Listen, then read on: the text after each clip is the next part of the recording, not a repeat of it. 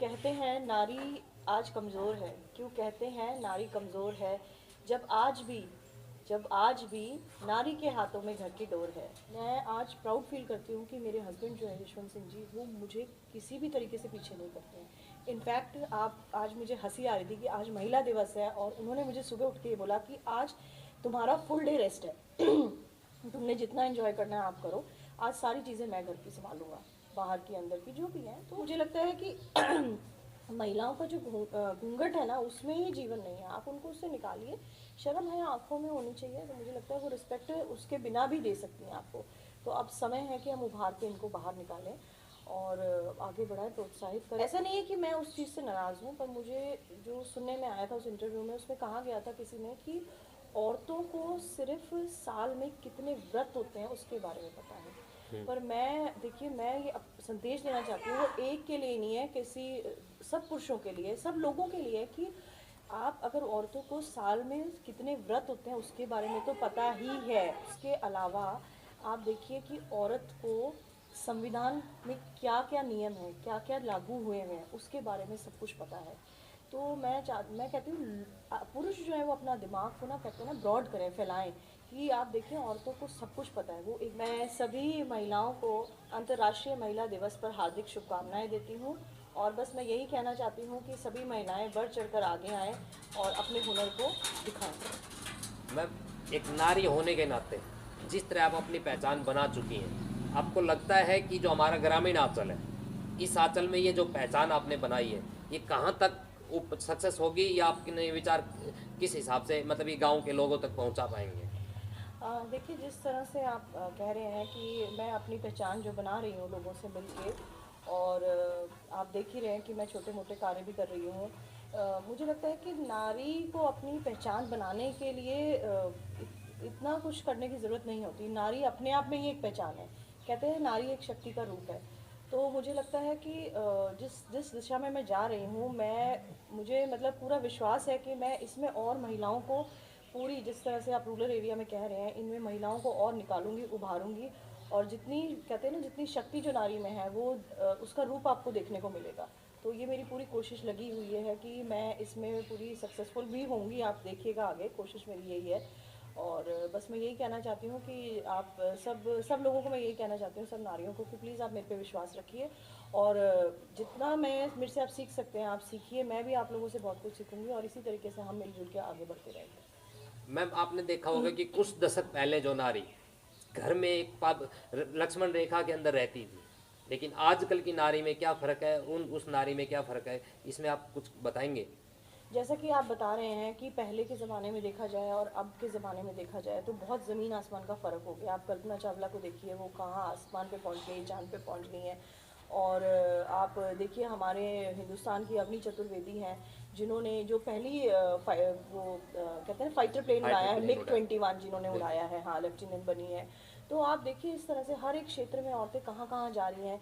मेरठ की एक लड़की है जिसने, आप कहते हैं ना, ज़मींदारी जो करते हैं लोग, उसमें हाँ। भी आप देखिए उसका एग्जाम्पल है, जिसने आप केचुए से वो जो खाद जो बनाते हैं, वो बिल्कुल। उन्होंने पूरा जैविक प्लांट खेती, लगाया हाँ जी। जैविक खाद के लिए, हाँ।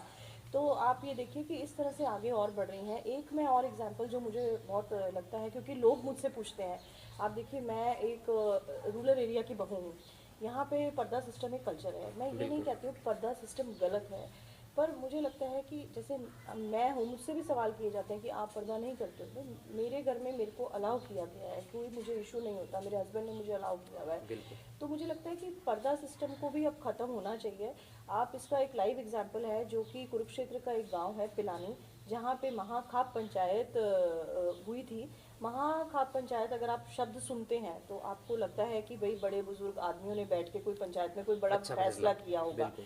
पर ये वहाँ पे महिला खाप पंचायत हुई थी, जिसमें एक डॉक्टर ने इसकी शुरुआत करी थी। और वहाँ पे जितनी भी महिलाएं थी, उन्होंने शायद 31 महिलाएं थी जिन्होंने अपना घूंघट का बहिष्कार किया, और उसमें 70% लेडीज़ वो थी जो सास थी, जिन्होंने अपनी बहुओं का घूंघट हटवाया। तो मुझे लगता है कि महिलाओं का जो घूंघट है ना, उसमें ही जीवन नहीं है, आप उनको उससे निकालिए। शर्म है आंखों में होनी चाहिए, तो मुझे लगता है वो रिस्पेक्ट उसके बिना भी दे सकती हैं आपको। तो अब समय है कि हम उभार के इनको बाहर निकालें और आगे बढ़ाएं, प्रोत्साहित करें। मैं तो सभी पिताओं को कहती हूँ कि आप अपने बेटियों में कोई भेदभाव नहीं करें, उनको प्लीज़ बराबरी का दर्जा दें, उनको आगे निकलने की दें जितना वो चाहती हैं। और साथ ही मैं तो कहती हूँ कि जब औरत की शादी हो जाती है, ससुराल में आती है, तो पुरुषों को महिलाओं को उतना ही सम्मान देना चाहिए। आप देखिए कि आपने सुना ही है, कहावत है कि अगर आप एक आदमी को शिक्षित करते हैं तो एक ही आदमी पढ़ता है, बिल्कुल। और अगर आप औरत को शिक्षित करते हैं तो वो एक एक पीढ़ी। पीढ़ी को शिक्षा देती जी है। हाँ। तो देखिए आप, नारी जब घर को ही संभाल रही है, पूरी डोर उसके हाथ में है, तो उसको क्या नहीं आता।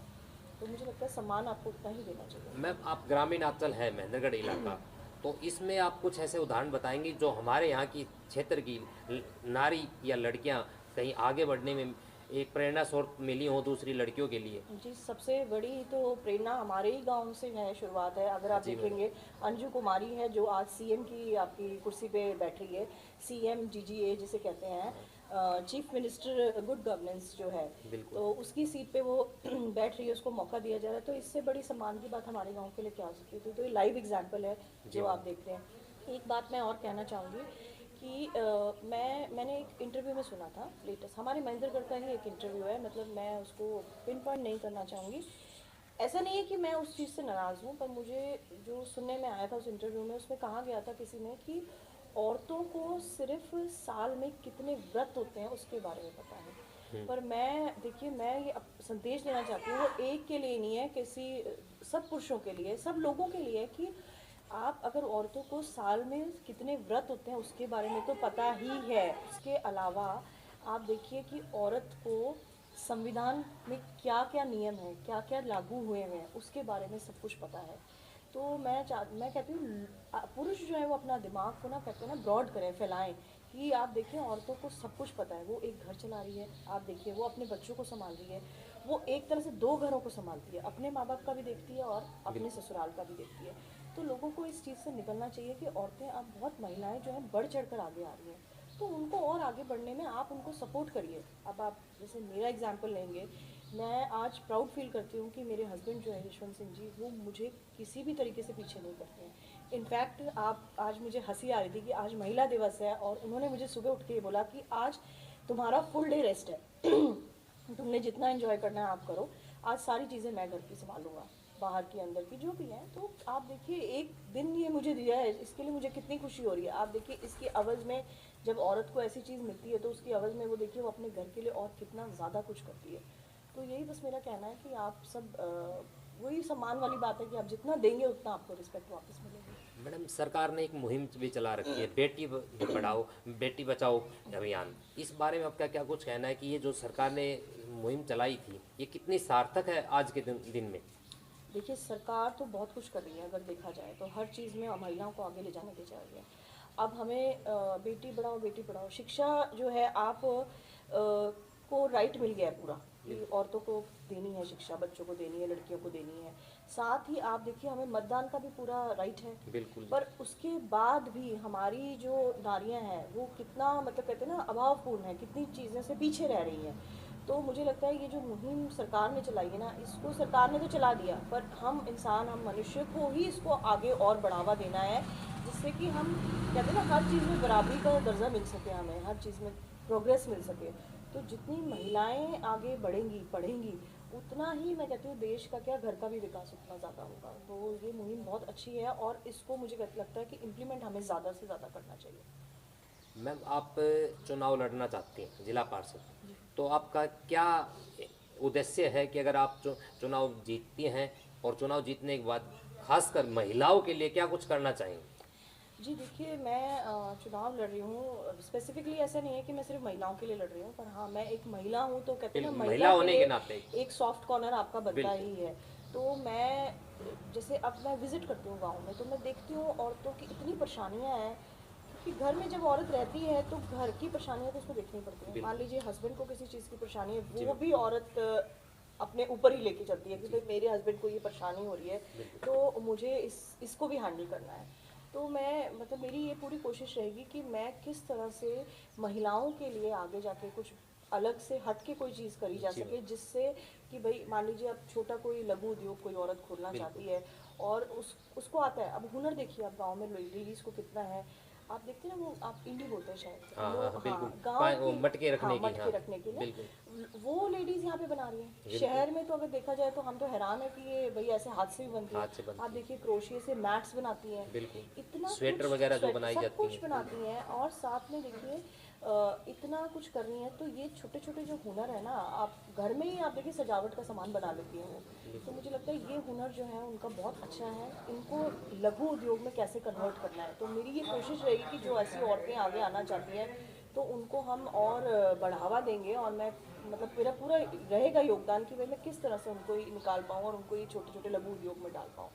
दूसरा, उनको छोटे छोटे देखिए क्या होता है कि कहते हैं ना जब आप रूरल एरिया में होते हो तो औरतों में दिमाग बहुत होता है, पर उनकी वो समझ कहते हैं ना वो अपनी बंद करके रखती हैं। तो उनको उनके दिमाग को कैसे खोलना है, क्योंकि वो आगे अपनी बेटियों को पढ़ाएं, आगे अपनी बेटियों को निकालें और उनको सही राइट मतलब चीज़ें सिखाएं कि किस तरीके से वो आगे चल के और अपना प्रोग्रेस कर सकती हैं।